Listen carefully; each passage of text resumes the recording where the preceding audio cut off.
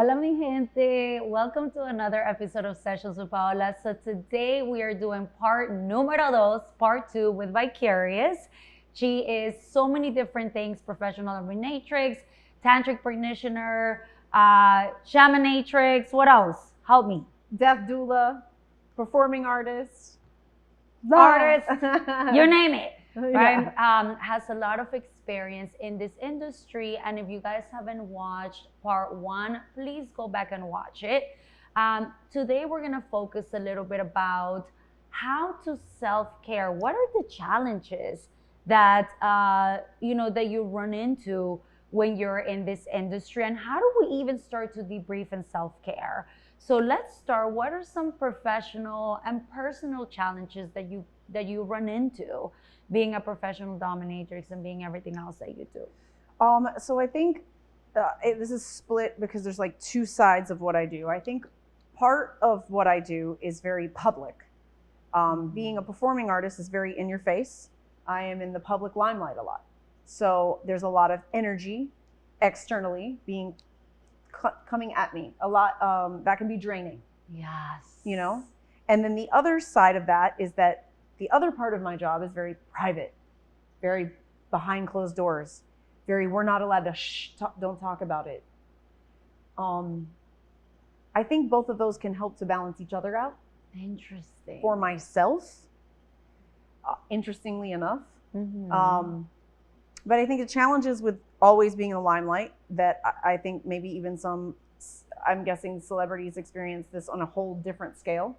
And I can say that there's just a lot of energy coming at you and it can be very draining, and it's very important to spend, for me, time alone. I need to spend time alone and I need to disconnect from all people, and I need my self-care practice looks like a lot of silence or music that I really enjoy, and just disconnecting from all social media and outlets and just going in. Mm-hmm. I like baths. Mm-hmm. I live in my bathtub. Love I really do. Mm-hmm. Epsom salt baths are probably my favorite thing ever. So I live in my bathtub. If you ever want to get me a gift, yes. Anything to do with baths, love it's a great gift. Noted. Wow. And then, so the other side is that the behind closed doors and the shame that exists around my career and what I do can make it really difficult for someone like me, because I want to talk about what I do all the time. I want to scream from the rooftops because what I do, I think, is incredibly important. And I think that work that women and men such as myself in this sector are doing is incredibly important and has been for eons and decades. Yeah. And it's because a lot of people do not have access to sex and sexuality outside of seeing a professional. A lot of people do not. It will never show up for them in their lives having intimacy. There are a lot of people like that, which is why OnlyFans is so popular now. OnlyFans is so popular now because there are a lot of people out there that are really lonely. And they're looking for an outlet. And OnlyFans is actually, it's not just posting artistic images on a website. Actually, OnlyFans is more popular because the interface that you have, and people are having chats all the time with these people, and they feel like they have, it's actually scratching an itch that they have. Yeah, which is so interesting, Vikerrious, because I think in my job, right, like we understand that the need for validation, the need to be seen, the need to be heard, we never really outgrow that. Yeah. And I just watched a really interesting conference on the future of sex, and we had predicted that the first marriage that we would see between a robot and a human would be in 2050. But actually happened in 2019. Yeah, exactly. Right, like, because they were talking about how in China there's a lot of lonely men. Yes. The robot is called Gatebox. Yes. Sold out. Yes. But it's like, hey, you had Chinese last night. What would you like tonight? Just having somebody that cares. I would almost say, Vikerrious, that the new epidemic is kind of like loneliness. It is. Right, and I wonder. And it's disconnection through this idea of fake connection. Wow. Yeah. Can you say more? Yeah. 'Cause that's awesome. Well, yeah, because think about it. We are connecting socially through these screens, but we're only sharing a screenshot of our reality. Yes. And we're only, yes. it's almost like mass manipulation. Yes. Because we're sharing just like screenshot images, and all of us are longing for real connection, real deep connection. Mm-hmm. And I think that that's why things such as the work that I do will continue to be very pivotally important, because it does create connection, physical connection, that I think is epitome. It's very important. Well, you know, I am a big believer that humans, we cannot really survive without connecting to one another. Yes. Right? Like, and I think when you talk a little bit about that screenshot, absolutely 100%, right? How many, I always say, how many of your Facebook or your Instagram or your TikTok friends can actually bring you a soup when you're sick? They will actually say, I'm going to drive my ass to your house and I'm going to give you some soup because I want to make sure that you're okay. Right? So I think that there's something to that. It's so funny that you're saying that, because one of the things that I do with, because in the power exchange between a dom and a sub, there's a lot of gift giving. You know, the submissives love to adorn their doms in gifts and things such as this. And one of the things that I'm always saying is, send me soup, send me juice, send me cookies, things like this. I don't necessarily, yes, I want the Gucci and the Prada and the Christian Louboutin, you know, of course, these things are always on the list as well, luxury, but I want to feel cared for. I want to know that your devotion is like you knowing what I want, what I need, when I want and need it. And that feeling cared for, I think, is something that people long for all the time. And I would say, and I wonder, I mean, you're the expert, Vikerrious, but I wonder, because I think that cared for is very reciprocal, right? Like, you care, and so the submissive, this is a way of also of showing, right? And it's more of like the showing and the devotion and the dedication and the going out of the way and all of these things. But yes, I am doing this for you, so do this for me. It's an exchange of energy, and I believe it to be a very beautiful, even exchange of energy.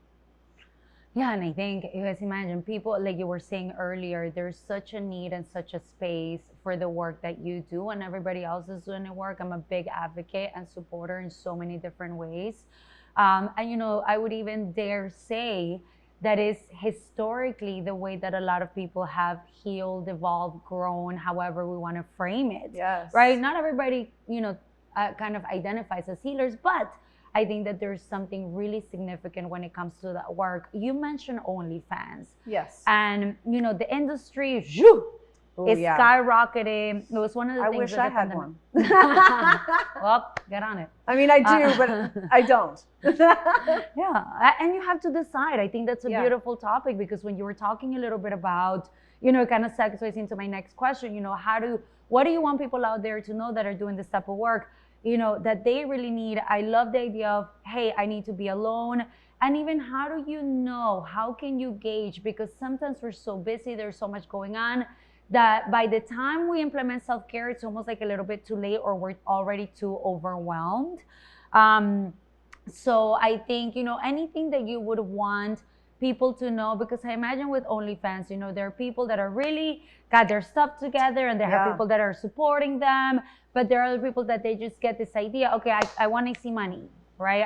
We live in a society where quick solution, I want it now, right? So, and unfortunately, there can be some stuff when people are paying for a service, right? People can get mean and brutal out there. You know, there's just a lot of stuff going on. Yeah. So for somebody who's starting out, or for somebody that wants to go deeper and further into this work, what would you want them to know? Okay, so firstly, don't get into the work if you don't have thick skin. I think that if you don't have good, grounded self-care practices already, and your nervous system, you do not know how to regulate it for yourself, don't do it. I think that that's really, really, really important. Find other things to do until you can get to that level of self-awareness to where you can do work like this. Because I think that without being able to regulate yourself, this kind of work can just throw you off yourself too much. And it is very hard. It's not easy work. This isn't like a quick fix. It's not an easy job. It's not like going into retail, you know? Yes. It's not like just going to get a bartending job. And I'm not saying any of that work is easy. I'm just saying this is not the same. Yes, Vicker. And you know, I was thinking about something that you said earlier, because you know, sometimes, guys, you know, I'm at a place like a party or a get together, even networking events, and people ask me, hey, what do you do for a living? And I'm like, I'm a sex therapist. And then there's all types of assumptions and there's all types of questions. And I'm like, oh my God, I don't want to get into this now. So I was kind of thinking when you said earlier, you know, I want to scream up the top of my lungs what I do. Yeah. But then, you know, people may make assumptions. How do you manage all of that? Yeah, you know, it's one of those things where it depends on my mood that day. Okay. If I'm at the party and someone asks me what I do, sometimes I will just lie and not talk about it at all because I don't want to get into it. Oh my God, love it. And give yourself permission. You know, I love this idea of permission flags. Yeah, give yourself permission. I just lean into the other parts of my career in that moment and then not this one, because sometimes you can just kind of know that the conversation is going to go in a direction that you don't want it to go, or maybe you just don't have the bandwidth for that day. You don't have to talk about anything you don't want to. Oh my God, I love it. Because sometimes I do choose to say, hey, you know, I'm in the field of psychology. Yeah. Right? Versus, I love it. Exactly. And then you just lean into those parts of your career instead of like needing to go into the whole thing. And I think that also comes with growth. And that comes from not needing validation in your career. And I think a lot of times there's levels. I think at one point I used to need to talk about it because I wanted to be validated in the work, because there is so much shame around what I do intrinsically. In everything that we do, there's so much shame around sex. But now I can just be more quiet about it because I feel very validated in the work that I do on my own. And I don't really need to scream about it. I still want to, though. Because I think it's very important work. Yes. And I'm really ready for the rest of the society to get to the level that I'm at. Yes. And I'm just ready. I want everyone to join me here. Vikerrious. And where you are, you know, and just a place of exploration and just understanding that sexuality is another part of the game of life, and we get to just play in this arena. It's our adult playground, sexuality. Yes. It's where adults get to explore and be very childlike in their adultness. Yes. You know, it's an adult playground. Yes, that's what I call it too. Yeah. Love it. Yeah. And I think it's tough because sometimes, and what you're saying is so true and it's so wise, because sometimes, you know, I run into the same frustration and helplessness when you run into people that are really closed off. Yeah. But it's like, I ain't got time to like convince you differently. Yes. You want to think like that unless you're in my session and unless you're open to helping yourself or seeing something new. Exactly. You have to be open to seeing something new. You have to wake up every day with the possibility that life can change and will be different. And that there is something around every corner and that you don't know everything, because it's not possible. I love it. Everything is limitless. There's so many limitless possibilities in every arena. Why would sex be any different? Yes. As my sex therapist, or as my therapist says, he says, wisdom comes from the experience, right? And how many experiences do we have in order to get to a place knowing your limitations, knowing how to self-care? Self-awareness, as Vikerrious said, is such an important key when you're doing this work, because without awareness is the first step towards mortification. Is when you know, ooh, there's something about this that I need to look into. For people out there that are interested in exploring BDSM and kink and exploring all of this wonderful stuff that you do, but they've grown up with a lot of negative cultural, familial, religious, or societal messages around sex, kink, and BDSM, what would you want them to know? Your church is not in your bedroom, and neither are your parents. So you can do what you want. Okay, number one. Because I think a lot of people are carrying this like someone's watching them all the time. Not really. There's no one really watching you, you know, only you are. And Life is over like this. Okay, we blink our eyes and it's over. So I think that that is something really to take with yourself every day. I became a death doula because I wanted to think about my mortality more, and the fact that I used to be very hard on myself, and like a perfectionist and needing to do things perfect all the time. And really, we don't have time for that either. Yes, yes. We have to give ourselves so much permission, so much permission, so much space to fuck up. Because really, we're just children in life school forever. I love it. Forever, we're children. We're always learning. And this shame that happened when you were young, it's not important anymore. It's like the bags that you pick up every day. You can just choose to not pick it up that day. You don't have to carry that with you. And you can just play in that space. I think that that is the most important message I can give anyone. Stay like a child, stay playful, stay curious, and choose not to pick it up. It's heavy. I love it. Leave it there. Don't bring it with you. Don't bring it with you. Don't bring it with you. And I think, because a lot of the times I talk to my couples that I see is, how do you make time for play and joy? Or this question that I ask, how are you creating joy in your life? And people have a hard time answering that. Yeah. And do you give yourself permission to play in times of stress or chaos? Right? Because I think when you talk about this playfulness, this playground, and this permission, everything that you're saying makes so much sense. Vikerrious, and understanding where that shame comes from. So, guys, in a lot of the episodes here, we talk about shame because it's just so connected to sex. Yeah. I think it's the biggest one. Yeah.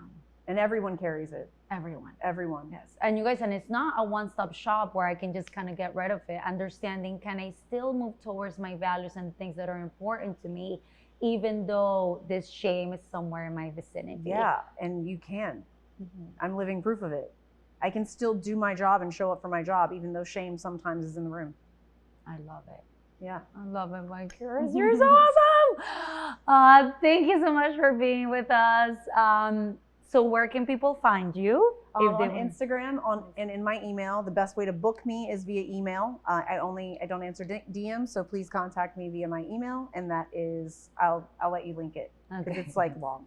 Okay. Perfect. Well, thank you so much for being here with us. You're amazing, and just sitting here with you, talking the same language. We come from different but similar worlds. Yes. So I just love everything about you, and thank you for all the work that you do. Thank you we so much. really, all of us really appreciate it. Thank Guys, you. if you haven't subscribed to my channel, please do. Sessions with Paula, and I believe in the power of community. So if you have anyone that can use this type of information, please share it with them. Gracias.